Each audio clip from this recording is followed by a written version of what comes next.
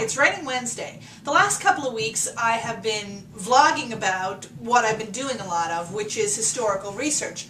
But I haven't been talking a whole lot about the actual process of revising my first draft, which is what I'm doing right now with the first part of the book.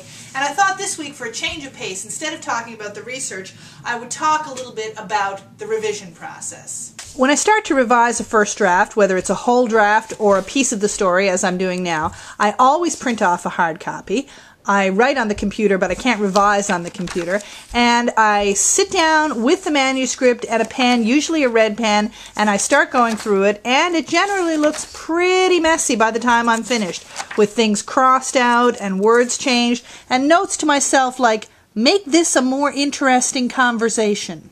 Generally, although there are things that will get added in this next draft, a lot of my editing consists of crossing things out, because one of the things I do is that I tend to overwrite, to the extent that I've written books that were half as long again as what they needed to be, and ended up having to cut away an awful lot of that material. Usually it's not that major, but it's words, phrases, sentences, where I say more than I need to. Now, of course, how much you need to say is something that not every writer agrees on. It varies with your individual style, with the genre that you're writing for, whether you're being more literary or more commercial, and also, I guess, with when you're writing, because there certainly was a time when it was very much in vogue for authors to tell the reader everything. For example, I've just got finished rereading for the first time in many years the unabridged version of Les Miserables.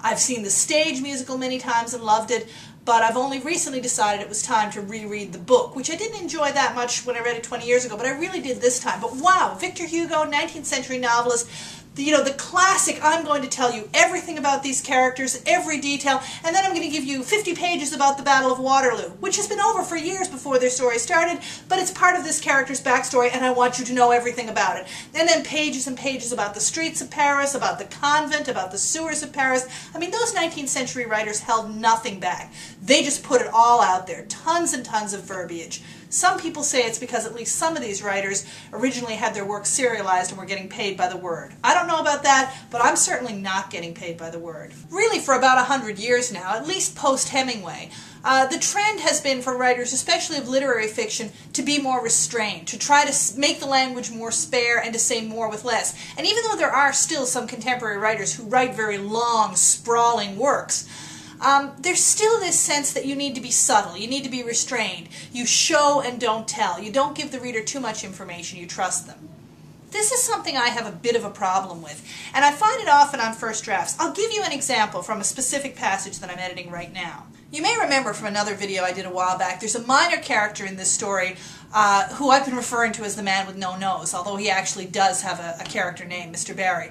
Mr. Barry is a First World War veteran who is in the hospital when our character, Grace, is working as a volunteer there, and he has been, like many, tragically, of the First World War vets, quite hideously disfigured.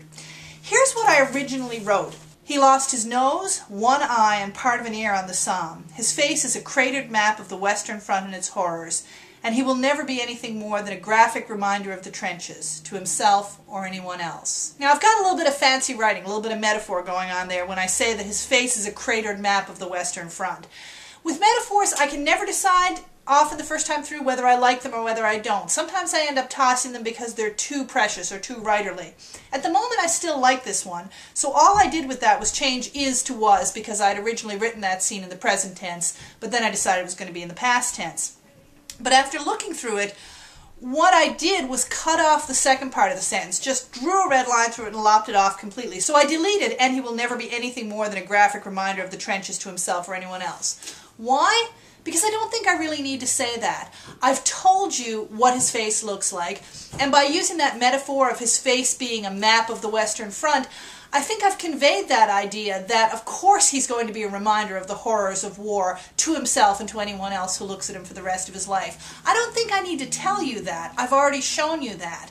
But it's a problem I nearly always note with my first drafts, that I'll create a scene, I'll describe something, and then I'll tack on a little sentence or a couple of sentences telling you, the reader, what conclusion you ought to have drawn from that. It's a tendency that I fight. I don't fight it too much in first drafts because I really believe with first drafts you get it all out there. But when I'm revising, I try to be really ruthless about taking out those little taglines and explanations, trying to trust the reader more. trying to believe that if I show you a picture of a man who's been so hideously disfigured by war, you're going to know what impact that's going to have on the people who see him. You don't need me to tell you.